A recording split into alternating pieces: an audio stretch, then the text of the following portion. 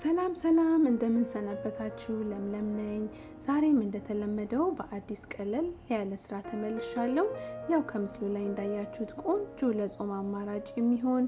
የሱፍና የተልባ ድልህ አብረን እንሰራለን እንደምትወዱት ተስፋ አድርጋለሁ እንግዲህ አሁን ወደ አሰራሩ ሄዳለሁ አብራችሁን ቆዩ እንግዲህ ስራውን ከመጀመሪያ በፊት ላስታውሳችሁ የምወደው ነገር ምንድነው ከዚህ በፊት የሱፍ ፍትፍት ሰሰራ የሱፉን ወተት እንዴት አድርጌ እንዳዘጋጀው ሁሉ ነገር የሰራሁት ቪዲዮ አለ ሙሉ ቪዲዮ ማየት የምትፈልጉ ካላችሁ ሊንኩን መጀመሪያ ኮሜንት ላይ ተውላችኋለሁ እሱ ላይ ማየት ትችላላችሁ እና የተጠቀምኩት እዚህ ላይ እንዳያችሁት ሰንፍላወር ሲድ የሚለው ነው ይሄንን አጽድቼ ደጋግሜ አጥቦና ለ30 ደቂቃ ያህል እቀቅለዋለሁ 30 ደቂቃ ያህል ከቀቀልኩት በኋላ የተቀቀለበትን ውሃ ደፍቼ በንጹህ ውሃ እንደዚህ አድርጌ ፈጨዋለሁ ማለት ነው ከዛ እንደዚህ ከፈጨሁት በኋላ በማጥለያ አጠለዋለሁ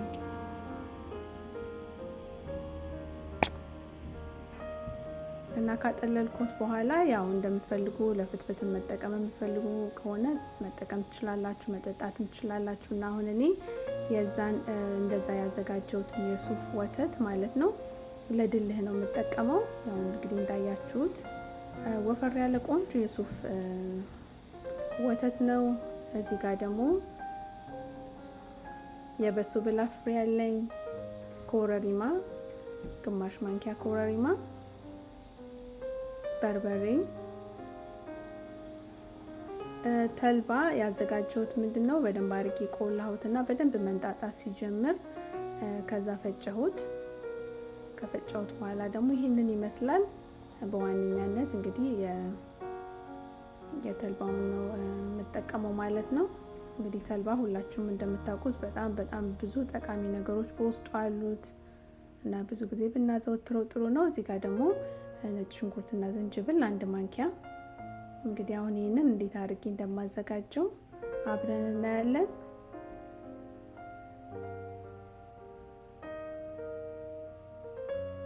እንግዲህ እንዳያችሁት የሱፍ ወተት ራሱ በጣም ወፍራም ነውና በጣም ቆንጆ የሱፍ ወተት ነው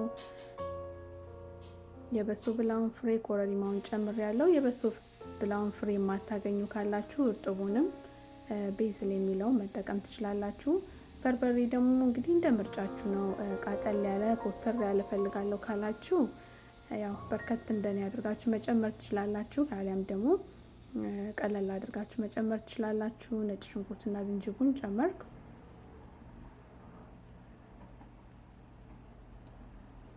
ጨው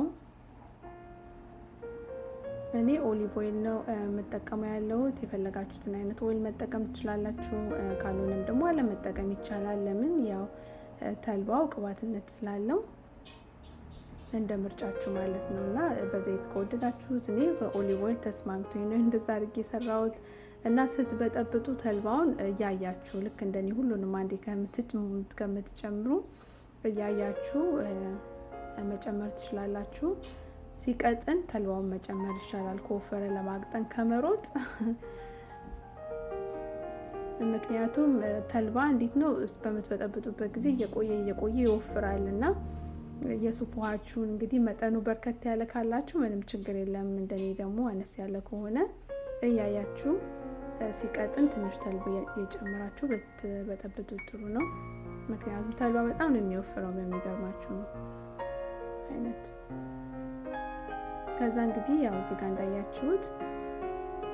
እንደምፈልገው አድርጌ አቅጥኛዋለሁ መልኩ ራሱ በጣም ነው እንትን የሚለው እዚህ ላይ ቀምሳችሁ የሚያስፈልጋችሁን ጨውም ከሆነ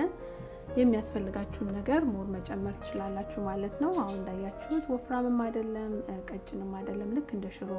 አይነት ነው እና በብሌንደር እንደዚህ አድርጋችሁ በጁስ ማሽን ስትመቱት በቃ ከለሩ በጣም ቆንጆ ሆኖ በቃ ይሄ ምጥን ሽሮ አይነት ከለር ሆኖ ነው እንደምታዩት እንዳያችሁት መልኩን ራሱ መጀመሪያ ላይ እንዳያችሁት በጣም ቆንጆ መልክ ነው ያለው መልኩም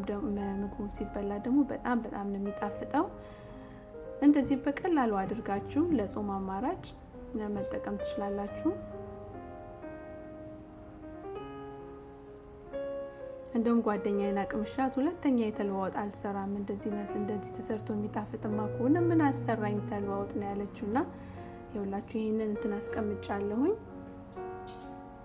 ይሄን ጠርሙስና ቆንጆ ክዳን ካላችሁ ግጥም ብሎ የሚከደን ማለት ነው በሱ ከድናችሁ ፍሪጅ ውስጥ ለ3 ለ4 ቀን ካለ ምንም ችግር መጠቀም ትችላላችሁ ማለት ነው። ምክንያቱም እኔ 3 4 ቀን ተጠቅሜው በጣም ነው የወደድኩት ምንም ሳይበላሽ ነው የተጠቀምነው ማለት ነው። ግን ያው ነጭ ሽንኩርትና ዝንጅብል ስላለው